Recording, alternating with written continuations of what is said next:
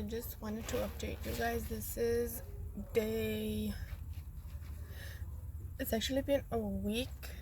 Yeah, like a week that I got my forehead not done, but like had my plastic surgery on my forehead. As you guys can see, the swelling has gone down. It looks a little crusty here, but that's because of the, I think it's like type of glue or something, so it can like not be moving around.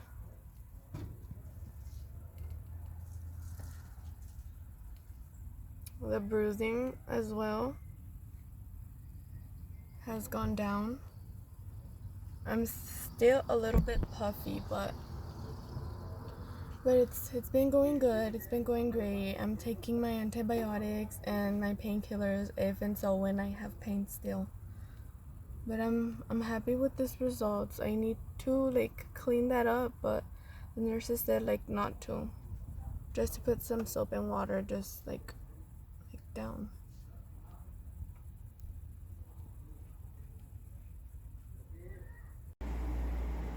All I remember from my car crash was my face hitting the windshield and thinking, oh my god, I broke my nose. And when I started to see the blood come out, I believe I did break my nose. And then I totally forgot how to unlock my car with all this adrenaline and blood dropping from my nose. And when I stepped out of the car, that's when the blood started gushing out. I was so scared. I didn't know what to do. I turned to look at my husband, and that's when I felt a piece of my forehead flip open. Oh my god, it was the worst feeling in the world. Having the piece of my forehead just lift, it is an indescribable feeling that comes with fear and panic. All I remember was looking at my husband and him looking at me, which seemed to be for about 2 seconds, I don't even remember, and him taking his shirt off and giving it to me so I can apply pressure and help stop my bleeding. The amount of blood that was gushing out of my forehead was insane. The t-shirt became soaking within seconds, and luckily for us, our neighbor was passing by and rushed us to the CBP Roma port of entry. We're already there. The EMTs were waiting for my arrival. Walking across the bridge was hard because my anxiety and my adrenaline were causing me to heavy breathe.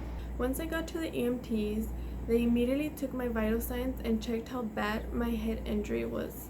They were so surprised how I was still conscious and that I walked across the bridge. They were debating on either airlifting me or transporting me through the ambulance. When I got to the hospital, the trauma doctor told me that I was going to need plastic surgery, and that hit me really hard because I didn't think my forehead was actually that bad. That was very scary. Being my first surgery, that had me more worried. I was in shock. I couldn't believe that I was going to need plastic surgery. Then they took me into the surgery room.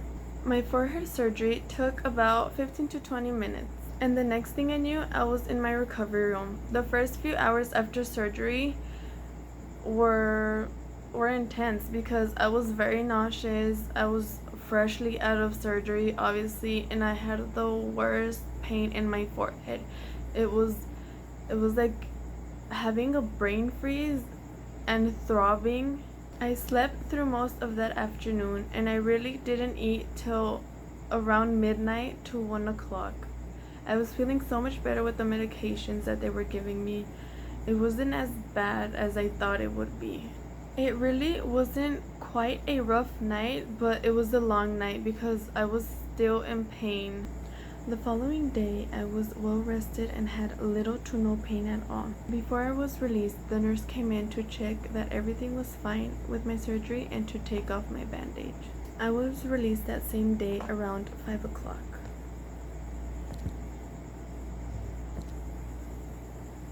I am so happy that my surgery was a success. I am so happy that my surgery was a success. I can never say that word. Was a success, and that I had no complications. Always wear your seatbelt and always be aware of your surroundings.